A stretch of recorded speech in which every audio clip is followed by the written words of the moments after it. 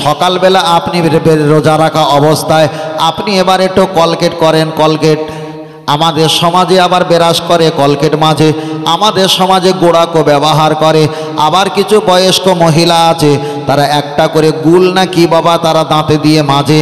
আবার এমনও কিছু ব্যক্তি আছে তারা অনেক রকম মাজন পাউডার, লাল সাদা পাউডার তারা গালে দিয়ে ব্যবহার করে। আমি বলছি এগুলো করবে না। এগুলো করলে রোজা ভঙ্গ যদি নাও হয়, রোজার পরিমাণটা অনেক হালকা হয়ে যায়। খবরদার এগুলো করবে না। ও আমার দাদু ভাই, আর একটা বার বলছি, গা থেকে পা থেকে মাথা থেকে অনেকটা যদি রক্ত নির্গত হয় আপনার রোজা কিন্তু হবে না, ভঙ্গ হয়ে যাবে। ফের আমি আপনাকে বলছি, আপনি যদি পায়খানা করেন, এমন রোগ আছে, অশ্ব বলি ভগন্দার বিভিন্ন রকমের রোগ আছে। পায়খানা করলে পায়খানা জায়গা থেকে নাড়িটা ঝুলে পড়ে। আল্লাহ ক্ষমা করুক, বিভিন্ন মানুষের হয়ে থাকে। পায়খানা করার সময় যদি আপনার জায়গা থেকে নাড়িটা যদি ঝুলে পড়ে, আবার দাঁড়িয়ে উঠলে নাড়িটা ভিতরে প্রবেশ হয়ে যায়। হুজুর আমার মশলার কেতাবে ব্যাখ্যা করে বলেছেন, ওই ব্যক্তি যখন পানি খরচ করবে, পায়খানা সাফ পরিষ্কার করবে, ওই নাড়িটা ভালো করে ধৌত করে নেবে, তবে ভিজা অবস্থায় যেন ভিতরে প্রবেশ না করে, রোজা কিন্তু ভঙ্গ হয়ে যাবে। ওটা হালকা করে যেন কাপড় দিয়ে, টিস্যু দিয়ে, কোনো কাপড় দিয়ে ভালো করে পরিষ্কার করে একটু হালকা করে ধুয়ে নেয়। ফের আমি আপনাকে বলছি, এমন কিছু ঔষধ আপনি নাকে কানে দেবেন না যার বিনিময়ে পেটে পৌঁছালে আপনার কিন্তু রোজা ভঙ্গ হয়ে যাবে। এমন কিছু ঔষধ, ইঞ্জেকশন আছে। যুদ্ধ যারা করে, কারগিল যুদ্ধ যারা করে, ওরা একটা ইঞ্জেকশন এখানে পুশ করে দেয়, 5-6 ঘন্টা যুদ্ধের মাঠে থাকবে, ওদের কখনো ঘুম লাগবে না, ক্ষুধাও লাগবে না। এমন ইঞ্জেকশন পুশ করলে আপনার রোজা হবে না। এবার অনেকে বলবে, হুজুর আমি দেখা যায় রমজান মাসে রোজা রাখবো, আমার একটা ইঞ্জেকশন কিংবা বড়ি ব্যবহার করব। আমার যে মাসে মাসে ঋতুবতী হয়, মেন্স হয়, মাসে যেটা হয়, এটা আমি বন্ধ রেখে পুরোপুরি মাস আমি রোজা রাখবো, এটা কি যাবে না? শরিয়াতের মাসলা হলো, আল্লাহ যাতে খুশি, বান্দাও খুশি তাতে হতে হবে। আপনি যে 6 দিন 7 দিন 5 দিন, দেখা যায় 8 দিন, আল্লাহ আপনার প্রতি যেটা নির্ধারিত করেছে ওটা হওয়ার পরে যদি আপনার রোজাটা ভঙ্গ হয়ে যায়, রোজা ভঙ্গ হওয়ার পিছনে তো মহান আল্লাহ পাকের হাত, এতে আপনার কিছু করার ক্ষমতা নেই। তবে মুহাক্কিকরা বলেছে, যারা হজ পাকে চলে যায়, হজ পাকে যায়, সেখানে 40 দিন থাকতে হয়, 41 দিন থাকতে হয়, কিংবা 1.5 মাস থাকতে হয়। এই কারণে সেখানে মেন্স ঋতুবতী হলে অসম্ভব সর্ব জায়গা চেনে না, নাপাক থেকে পবিত্র, পবিত্র থেকে নাপাক গুলিয়ে ফেলবে। হানাফি মাযহাবের মাসলা অনুযায়ী তারা ইনজেকশন করে মেন্স ঋতুবতী কন্ট্রোল করে 1.5 মাস সফর করে মক্কা মদিনায় হজ করে তারা চলে আসতে পারে। তবে এই রোজার ক্ষেত্রে না করাটাই ভালো, এটাই তো নিজের পরিবারের ভিতরে থাকা হয়। তাহলে আমি আপনার কাছে বোঝাতে চেয়েছি, মক্কা শরীফে হজে যেতে গেলে 1.5 মাসের জন্য সারাটা জীবন তপস্যা করে লক্ষ লক্ষ টাকা খরচা করে আল্লাহর কাবা শরীফে হজ পাকে যেতে হয়। সেখানে গিয়ে আমার ইবাদতের ঘাটতি হয়ে গেলে মনটা ভালো লাগবে না। যেই দিন হজের সময় সেই দিন যদি আমার পিরিয়ড হয়, তাহলে আমার তো হজের নিয়মটা পালন করা হবে না। তাই যাতে হজটা হয় তার জন্য ইনজেকশন পুশ করে মেন্স আর ঋতুবতী কন্ট্রোল করে হজ করাটা জায়েজ আছে। জোরে বলেন সুবহানাল্লাহ। ধর্মীয় হয়তো শরীরটা আমার একটু ক্লান্ত মতো, আমি সেইভাবে বলতে পারছি না, কিন্তু তবুও আপনাদের কাছে যতটুকু বলছি, আমাদের এগুলো প্রয়োজন ছিল না? প্রয়োজন ছিল। তাহলে এখানে প্রমাণ হয়ে গেল যে হজ পাকে যখন যাওয়া হবে তখন এমন করে কন্ট্রোল রেখে যাওয়া যেতে পারে, এতে কোনো সমস্যা নেই। চলেন তাই যদি হয় তাহলে আর একটা কথা বলা যাক। লক্ষ্য করে দেখা যায়, আমরা তো খাসির গোশত খাই, খাসি খাই না? খাই। আমি বিতর্কে যাচ্ছি না, শুধু ছোট করে বলছি, খাসির গোশত আমরা খাই, খাসি খাই। এবার বলেন, আল্লাহ যাতে রাজি, বান্দা যদি তাতে রাজি হয়, এটাই যদি মূলনীতি হয়, এটাই যদি সঠিক সমাধান হয়, এবার বলেন আপনাকে আল্লাহ ছেলে বানিয়েছেন, নিশ্চয়ই আল্লাহ রাজি ছিল। আল্লাহ একজনকে নারী জাত বানিয়েছে, নিশ্চয়ই আমার আল্লাহ রাজি ছিল। এটাই যদি আল্লাহ রাজি হয়, আপনার বাড়ি একটা মেয়ে সন্তান আল্লাহ দিয়েছে, ওই মেয়ে সন্তানটাকে একটা জিন্সের প্যান্ট, একটা দেখা যায় টি শার্ট পরিয়ে, চোখে চশমা দিয়ে, আর একটা টুপি ক্যাপ লাগিয়ে, হাতে ঘড়ি পরিয়ে দাদুর কাছে ছেড়ে দিয়ে বলছে, আব্বা দেখো তোমার নাতি ছেলে না মেয়ে চেনা যায় না। তাহলে আল্লাহ যাতে রাজি বলেছিল বান্দা আমি তাতে রাজি, কিন্তু সেই মেয়েটাকে প্যান্ট শার্ট, জিন্স প্যান্ট আর চশমা আর ক্যাপ টুপি পরিয়ে বলছে, দাদু ভাই দেখো, আব্বা দেখো তোমার নাতি ছেলে না মেয়ে চেনা যায় না। যদি ছেলে হতো কি সুন্দর না মানাতো। তাহলে আল্লাহর বিচার তার কাছে পছন্দ না হওয়ার কারণে তো মুনাফিক আর বেঈমান হয়ে গেছে। তাহলে এখানে প্রমাণ হয়ে যায় আল্লাহ যাতে রাজি, ইমানদার সুখে দুঃখেও আল্লাহ রাজিতে তোমাকে হাসাটাই ঈমান, আর বরণ করে নেওয়াটাই হলো ঈমান। জোরে বলেন সুবহানাল্লাহ। খাসি যখন আমাদের কাছে এসেছে, আচ্ছা প্রথম খাসি হয় না পাঁটা হয়? ভাই ঠিক বলেছেন, মানে আমরা খাসি বলিস তাই তো। যাই হোক, খালাস করা হয় তো, তাই কি হলে খালাস করা হয়, খালাস করা হয়, খালাস থেকে আমরা খাসি বলছি। এবার বলেন, যে ছাগলটা আল্লাহ দান করেছে তাকে পুরুষ হিসাবে দান করেছে তো, প্রজন্মিত বাড়ানোর জন্য, প্রজন্মিত বাড়ানোর জন্য তাকে ধরে নিয়ে কেটে কুটে গোড়া থেকে আগা থেকে চিলে উল্টে ফিল্টে সেলাই করে দিয়েছি। এবার বলেন আল্লাহর বিধানকে আমি ঠিক রেখেছি না উল্টে দিয়েছি? আমি আপনার সঙ্গে আস্তে আস্তে গল্প করছি, আমি কিন্তু বাড়ির মতন গল্প করছি না, কোরআন হাদিসের অনুকূলে আপনার কাছে বলছি। এবার বলেন, খাসি যদি আল্লাহ দেয়, ছাগল পাঁটা ছাগল যদি আল্লাহ দান করে, নিশ্চয়ই ওরা স্বামী স্ত্রী মিলনের পর বাচ্চা আল্লাহ দুনিয়াতে দেবেন, ফলন দেবেন। এ ফলনটা আমাদের উপকার আছে না নাই? আছে তো। তাহলে যদি আল্লাহ পাঁটা ছাগল দান করে আর ওই ছাগলটা আর একজনের সঙ্গে মিলিত হওয়ার পর যে বাচ্চা সন্তান হবে, আমাদের উপকারের জন্য না ক্ষতির জন্য? উপকারের জন্য। তাহলে আল্লাহ যাকে পুরুষ বানায় এটা আল্লাহর হুকুম, আল্লাহ যাকে নারী জাত বানায় এটাও আল্লাহর হুকুম। তাহলে এই হুকুমটা যদি আল্লাহর হয়, এবার বলেন আমরা যে পাঁটা ছাগলটাকে তার লিঙ্গর অগ্রভাগে চামড়া কেটে উল্টে পিল্টে সিধা করে ভিতরে ঢুকিয়ে দিয়ে সেলাই করে দিয়েছি, আল্লাহর হুকুমকে আমরা নতুন করে মডিফাই করেছি না করিনি? করেছি। তাহলে আল্লাহর হুকুম আমার কাছে কি পছন্দ ছিল? ছিল না। পাঁটা খাওয়া তো জায়েজ, পাঁটা খাওয়া জায়েজ, তবে এইটা কি পাঁটা ছাগলটা দুর্গন্ধ ভাব বেশি আসে। আমার কথাটা নিয়ে কেউ যেন টরোল করো না, বিপদে পড়বে। হানাফি মাযহাবের মাসলা হলো পাঁটা খাওয়া জায়েজ, কেন পৃথিবীতে যত পুরুষ সবাই পাঁটা। কথা বোঝাতে পেরেছি? হয়তো এই ভাষাটা বলছি, ভাষাটা খারাপ, কিন্তু কিছু করার নেই। আমাদের এই ভাষাটাই আমরা ছোট থেকেই বড় হয়েছি, ছোট থেকে এই ভাষাটা নিয়ে আমরা বড় হয়েছি। এবার কেউ হয়তো শুনে বলে হুজুরের ভাষা খারাপ, হুজুর এই আওয়াজটা বারবার বলছেন না, এটা আমরা ছোট থেকে বড় হয়ে এই ভাষাটাই ব্যবহার করছি।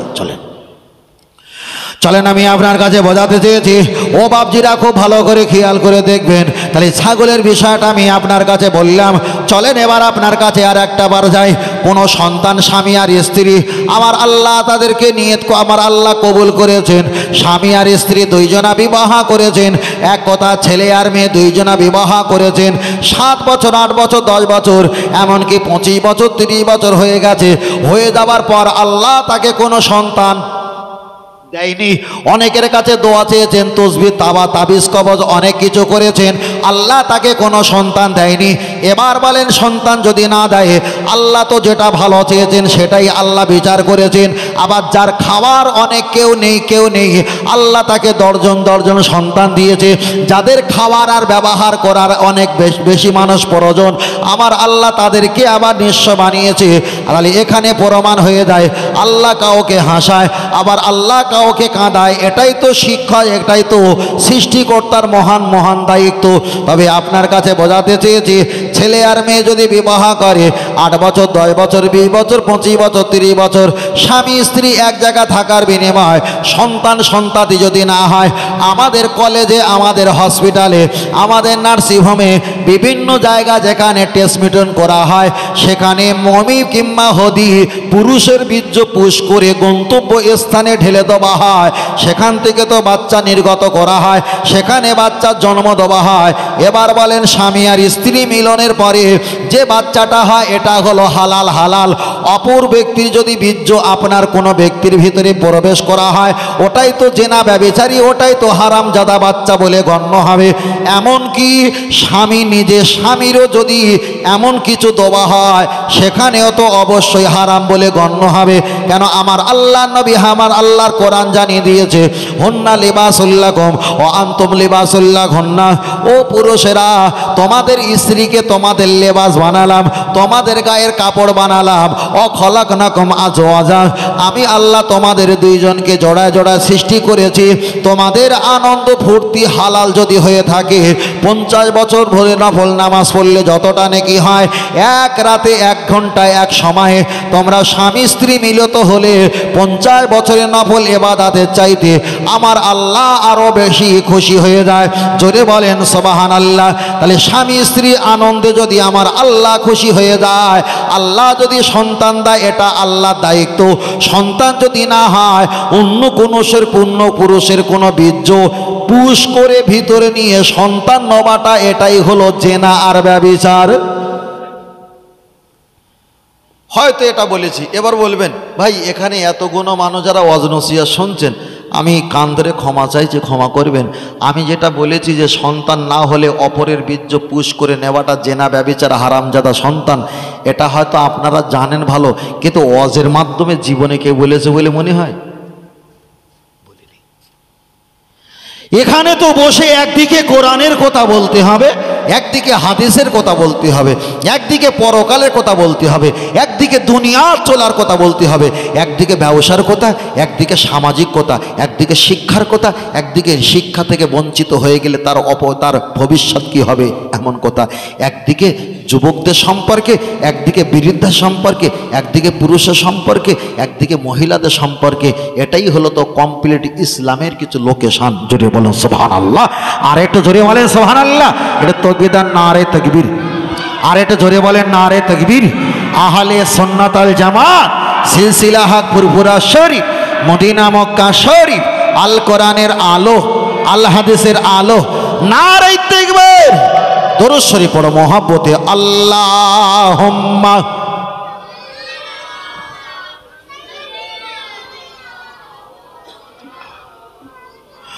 ওয়া আলা আলি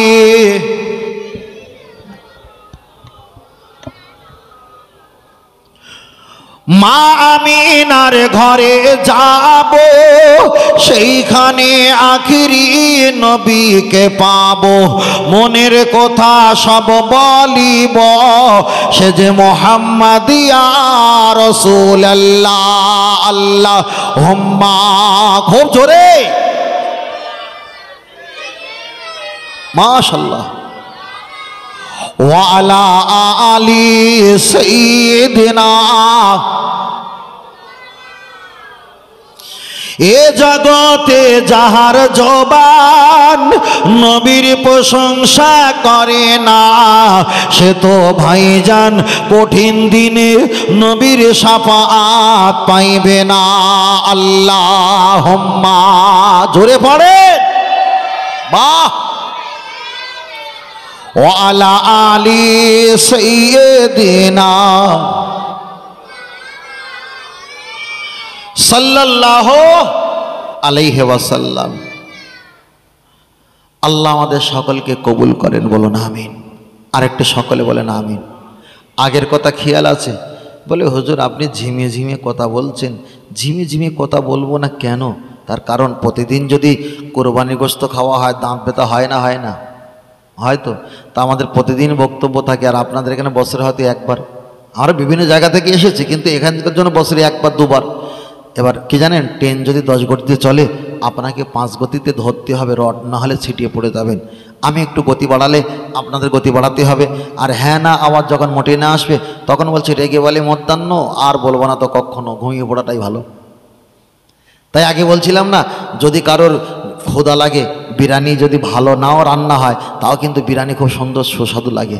আর যদি ক্ষুধা কারোর যদি মোটেই না থাকে, ও 1000 বিরিয়ানি দিয়ে বলে দিয়েছে বটে, কিন্তু সেই চালটা না তো ঠিক গালে টেস্ট লাগছে না, বুঝলেন না? আমাদের ক্ষুধা রাখতে হবে সর্বসময়, ক্ষুধা আমাদের, লোভ আশা আমাদের টার্গেট লোকেশান রাখতে হবে যে এই বিষয়টা আমাকে জানতে হবে। যেখানে আলেম পাবো, হুজুর পাবো, পীর সাহেব পাবো, পীরজাদা পাবো, তাদের কাছ থেকে আমার বিষয়টা জেনে নেবো। এই যে ক্ষুধা যদি থাকে তাহলে ওই ক্ষুধাটা আপনাকে এই জায়গাটা নিয়ে আসা সম্ভব। বলো সুবহানাল্লাহ। আর একটু জোরে বলেন। একটা গজল পড়ি ছোট করে বাবু, একটা গজল পড়ি, একটা পড়ি বড় ভাই, একটা গজল বলা হোক, তাই না? মাশাআল্লাহ। বললো ইয়া রাসূলুল্লাহ ইয়া হাবিবাল্লাহ, সবাই বলো, বললো ইয়া রাসূলুল। বড় ভাই ফোন রেখে দাও, ফোন রেখে দাও বড় ভাই, রেখে দাও। হ্যাঁ মাশাআল্লাহ। বললো ইয়া রাসূলুল্লাহ, জোরে আরো বললো ইয়া রাসূলুল। গোলাপ নীলাম, গাধা নীলাম, নীলাম রজনীগন্ধা, মনের সৌখে মালা গেঁথেছি সকাল থেকে সন্ধ্যা। বলো সুবহানাল্লাহ। আর একটু জোরে হবে না? আর একটু জোরে হবে না? তবে একবার দেখা দাও যদি ও গো কামলি আলা, একবার দেখা দাও যদি ও গো মদিনা আলা, হাসি মুখে পাঠাবো তোমায় 1000 কি আমের নজরানা। বলো বলো ইয়া রাসূলুল। বাহ, আরো জোরে ইয়া রাসূলুল্লাহ। সাদা ফুলকে প্রশ্ন করি তুমি রংটি কোথায় পেলে, নূর নবীজির নূরানি দাঁত সাদা ছিল বলে। বলো সুবহানাল্লাহ। আর এটা জোরে বলেন, আর এটা জোরে বলেন। লাল ফুলকে প্রশ্ন করি তুমি রংটি কোথায় পেলে, ওহদ ময়দানে নবীজি রক্ত লাল ছিল বলে। সুবহানাল্লাহ। আর এটা জোরে বলেন। তাই লাল সাদার দোকান থেকে তুলে গেঁথেছি মালা, সুযোগ পেলে দাঁড়িয়ে পাঠাবো 1000 কি আমের নজরানা।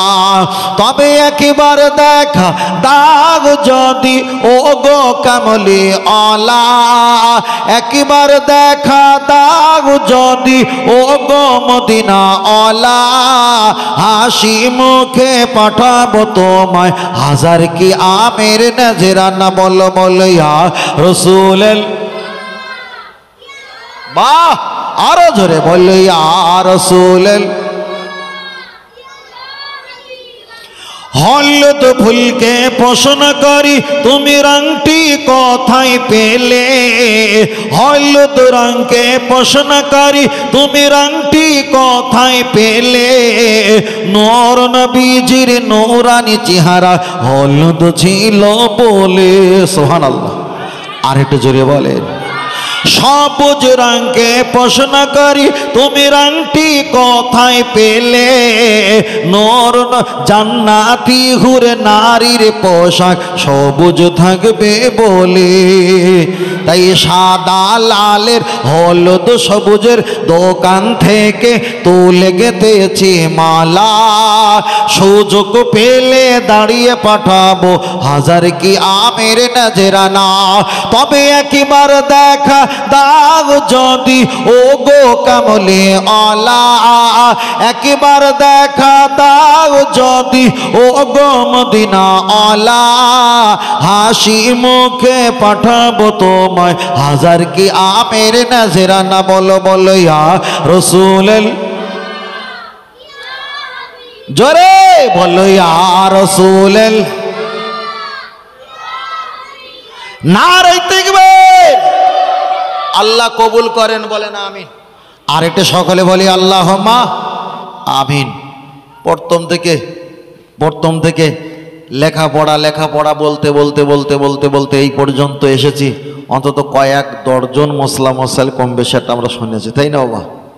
শুনেছি। যখন হয়তো খেয়াল নেই, কিন্তু কেউ যদি বলে, জিজ্ঞাসা করে, তখন আপনার স্মরণ হবে যে এই কথাটা শুনেছিলাম। আমার তো ব্যস্ততা মানুষ, আমরা কাজকর্ম করি, আমাদের ব্রেনাগুলো সব গরম হয়ে আছে, বুঝলেন না? তবে জিজ্ঞাসা করলে খেয়াল আসা সম্ভব। তবে চলেন ফের আপনাকে বলছি, আমরা রোজা রাখবো। রোজা রাখা অবস্থায় আপনার ছোট বাচ্চাকে চুম্বন করতে পারেন, ছোট মেয়েকে চুম্বন করতে পারেন, আপনার বৃদ্ধা আব্বা মাকে চুম্বন হাতে কপালে করতে পারেন, কোনো সমস্যা নেই, খারাপ নেবেন না। তবে স্বামী আর স্ত্রী চুম্বন করলে প্রতি আলেমদের একই মত, আপনার রোজা ভঙ্গ হয়ে যাবে, এতে কোনো সমস্যা, এতে কোনো মানে সন্দেহ নেই। ফের বলছি, ঘুমিয়ে থাকবেন রাতের বেলা ঘুমিয়ে আছেন, সাহারি খেয়ে আপনি ঘুমিয়ে পড়েছেন, ফজরের নামাজ পড়ে আপনি যদি ফার্স্ট সকালবেলা কিংবা দুপুরবেলা কিংবা বিকালবেলা ঘুমের ভিতরে আপনার যদি স্বপ্নদোষ হয়, যাকে নাইট পাস বলি আমরা, স্বপ্নদোষ যদি হয়, আপনার রোজা ভঙ্গ হবে না, রোজা থেকে যাবে। ফের বলছে ছেলেরা, আপনি যদি পর্ন ভিডিও দেখেন, সুইট ক্যামেরা হোক, সিনেমা ক্যামেরা হোক, এমন করে যদি মেয়েগুলো দেখে যদি নিজে খারাপ চিন্তাধারা পৌঁছে যাও, আপনার যদি সীমিত পরিমাণ নির্গত হয়, আপনার রোজা ভঙ্গ হয়ে যাবে। আর ইচ্ছাকৃত রোজা ভঙ্গ করলে কাফারা হিসাবে কটা রোজা? 2 মাস রোজা, বুঝলেন না? 60টা রোজা। ফের বলছি, কেউ রোজা ভাঙবেন না। রোজা যদি না রাখতে পারেন সে বিষয়টা আলাদা পরিবেশ, তবে রোজা রেখে কেউ ভাঙবেন না। যদি খুব ক্লান্ত হয়ে যায় যে আর বেঁচে থাকা সম্ভব হবে না, আমার কঠিন পর্যায় সিচুয়েশনে পৌঁছে গেছি, তখন শরিয়াত বলে দিয়েছে ওয়াইন সীতা ফাত্তুর, তবে তোমার জীবন বাঁচানোর জন্য তুমি রোজাটা ভঙ্গ করে দিতে পারো। জোরে বলে সুবহানাল্লাহ। অনেকে বলে আমি মারা যাব, রোজা ভাঙবো না, এটা চরম বোকামো কথা। ইফতার করবেন, আপনারা মসজিদে ইফতার করেন না বাড়িতে ইফতার করেন? বাড়িতে করেন নাকি? মসজিদেও হয়, অনেকে বাড়িতে কিছু ইফতার করে মসজিদে জামাতে নামাজ পড়তে যায়। যাই হোক, বাড়িতে যখন করেন বাড়িতে করবেন, বাড়ি পরিবারকে নিয়ে। আর যখন মসজিদে যাবেন সেখানে গিয়ে আপনারা ইফতার করবেন। তবে খবরদার ইফতার হালাল টাকায় করার চেষ্টা করবেন। অপর যদি আপনাকে ইফতার খাওয়ায়, হালাল হলে আপনি খেতে পারবেন। অনেকে বলে আমি যদি ইফতার খাই আমার রোজাটাও নিয়ে নেবে। এটা ভুল কথা, এটা পাগলামো কথা। রোজা সে নিয়ে নেবে না। হাদিস শরীফে এসেছে যে এক একটা ব্যাখ্যায় এক এক রকম। যদি কোনো ব্যক্তিকে ইফতার খাওয়ানো হয় মন শান্তি করে, জাহান তৃপ্তি করে, মনটা শান্তি করে, তার আনন্দ দিয়ে যদি মন ভরিয়ে ইফতার খাওয়ানো হয়, পৃথিবীতে যতই রোজাদার ছিল সমস্ত ব্যক্তিকে ইফতার করালে যতটা সওয়াব খুশি আল্লাহ দেয়, একজনকে মন ভরিয়ে ইফতার করালে আমার আল্লাহ অতটাই সওয়াব দান করে দেন। বলো সুবহানাল্লাহ। কিন্তু অধিকাংশ আমাদের এলাকায়, বলছে আপনাদের এলাকায় না, আমাদের এলাকায় গরিব মানুষগুলো কিন্তু ইফতার ভালো দেয়, ধনী ব্যক্তিগুলো ইফতার ভালো দেয় না। এটা আপনাদের এলাকা হয়তো ভালো দেয়, আলহামদুলিল্লাহ ভালো। কেন? একেবারে পাকা রাস্তা, ঢালাই রাস্তা গায়, এরা কি আর হারাম টারাম খায়? এরা সব আল্লাহর ওলি, ঠিকই আছে। তবে বেশিরভাগ আমাদের ওই সাইডে ধনী ব্যক্তিগুলো ইফতার ভালো দিতে পারে না, গরিব মানুষগুলো কষ্ট করে মনোরঞ্জন করে ইফতার দেয়। আমি দেখেছি, এক সময় ইফতার করেছি, শশাটা লম্বাটা খেয়ে অনেক বড় ফালি করে, তো সরু করে ফালি করে, প্লেট তো গোল, প্লেটের এ মাথা থেকে ও মাথা সে চিতা সাজানোর মতো লম্বা হয়ে গেছে। ইফতারটা কার? বলছে অমুক জনার। বলি এ শশাটা তো কাটতে পারতো, শশাটা কেটে এই প্লেটের ভিতরে ঢোকাতে পারতো, কিন্তু শশা না কেটে দেখাতে চেয়েছে যে আমার শশা বিরাট লম্বা যাইছে। কথা বুঝতে পেরেছেন? আমি বললাম এই নিশ্চয়ই গরিব মানুষের কাজ না। গরিব মানুষের মায়েরা কি করে, কেটে কেটে ছোট করে দেয় কিংবা 2-3টে ফালি করে দেয়, যাতে আরও খাদ্য রাখার সুবিধা হয়। এটা যেটা করেছে নিশ্চয় ধনী ব্যক্তি বলে হুজুর ঠিক বলেছো। বলি যাই, লাইনটা ঠিক আছে, বুঝলেন না? যাই হোক, ফের বলছি, আমার মায়েরা ওরা রমজান মাসে ইফতার দেয়, যদি হয় গরিব মানুষ হলে খোসাটা ছিলে দেয়। কিন্তু অধিকাংশ জায়গা দেখি যে ধনী মানুষ ইফতার দিয়েছে সেই আপেলের খোসা ছেলে না বাবা, ওতে রং মারা থাকে, লিচুতে যেন কাঁচা লিচুতে রং মেরে লাল করায়, ওতেও রং মারা থাকে। অবশ্যই খোসা ছিলে খাবেন, তাতে অন্তত বাঁচবেন। ফের বলছি, ইফতার করাবেন মন ভরে শান্তি দিয়ে, আল্লাহকে খুশির জন্য। দুনিয়ার মানুষের লোক দেখানো নাম করবে এরকম করে নয়। এবার বলেন, মশলা হলো যদি কোনো ধনী ব্যক্তি গরু কোরবানির জন্য গরু ক্রয় করে, আর ওই গরু যদি হারিয়ে যায়, তার ধনী ব্যক্তি হলে আবার একটা গরু কিনে কোরবানি দাও। আর গরিব ব্যক্তি হলে বাবা গরুটা হারিয়ে গেছে আর কোরবানি দেওয়া লাগবে না। গরিব মানুষের ছাড় আছে না নাই? 500 বছর আগে জান্নাতে যাবে, বলো সুবহানাল্লাহ।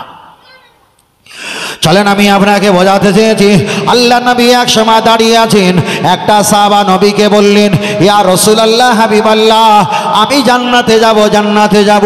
দয়ার নবী জিজ্ঞাসা করলেন, বাল ঘুমিও চললো না, তুমি জান্নাতে যাবে কতটা নামাজ পড়েছো? হুজুর আমি বেশি নামাজ পড়তে পারি না, যতটা প্রয়োজন ততটা পড়লাম, তার বেশি আমি পড়ার সুযোগ পেলাম না। আল্লাহ নবী আবার জিজ্ঞাসা করলেন, ওয়াসুবুনা, তুমি কতটা রোজা রেখেছো? হুজুর আমি বেশি রোজা রাখতে পারলাম না, যতটা প্রয়োজন ততটা রেখেছি। নবী আমার পরে জিজ্ঞাসা করলেন, ওয়াহুদ্দুনা, কতবার তুমি হজ করেছো? হুজুর প্রয়োজনটাই করেছি, আমি বেশি হজ করতে পারি না। দয়ার নবী একটু হেসে মুসকে বললেন, ও আমার সাহাবী, এতটা নামাজ, এতটা রোজা, এতটা হজ নিয়ে কি জান্নাতে যাওয়া সম্ভব? সাহাবীটা তখন বললেন, ইয়া রাসূলুল্লাহ, আমার ভিতরে নামাজ রোজা যতটা আছে, কিন্তু আপনার ভালোবাসা মহব্বত আমার কলবে আর হৃদয়ে সবচাইতে বেশি রেখেছি। আল্লাহ নবী বললেন, সাহাবীরা ঘরে যদি থাকো তোমরা বাইর হয়ে এসে দেখো, পৃথিবীতে যে ব্যক্তিটা সবচাইতে আমাকে বেশি ভালোবাসার কথা স্বীকার করেছে, দুনিয়ার জমিনে জীবিত জান্নাতি তোমরা স্বচক্ষে দেখে নাও। জোরে বলেন সুবহানাল্লাহ। আল্লাহ আল্লাহু আকবার। ও আমার বাপজিরা, আমি আপনার কাছে বলছিলাম, নবীর মহব্বতের কথা বলছিলাম। আমি বেশ কিছু আপনাদের কাছে বলেছি, লম্বাটা আর বেশি নয়। এবার আপনার কাছে একটা বার বলছি, নবীর মহব্বত করলে তো জান্নাত পাওয়া সম্ভব। পাওয়া সম্ভব না? পাওয়া সম্ভব তো ভাই। ছোট করে বলছি, কবরে যখন যাবেন তখন কি হবে? জিজ্ঞেস করে, কে বলেছে 5টা, কে বলেছে 3টা, কে বলেছে 4টা, প্রশ্ন করা হবে। ও ভাই আসছে না? নারে তাকবীর, নারে তাকবীর, নারে তাকবীর। আহলে সুন্নাতুল জামাত, আহলে সুন্নাতুল জামাত, আহলে সুন্নাতুল জামাত। আর একটু জোরে বলেন নারে তাকবীর। দাদা পীরের মুরিদ মোতাকিগণ, দাদা পীরের মুরিদ মোতাকিগণ, নারে তাকবীর, নারে তাকবীর।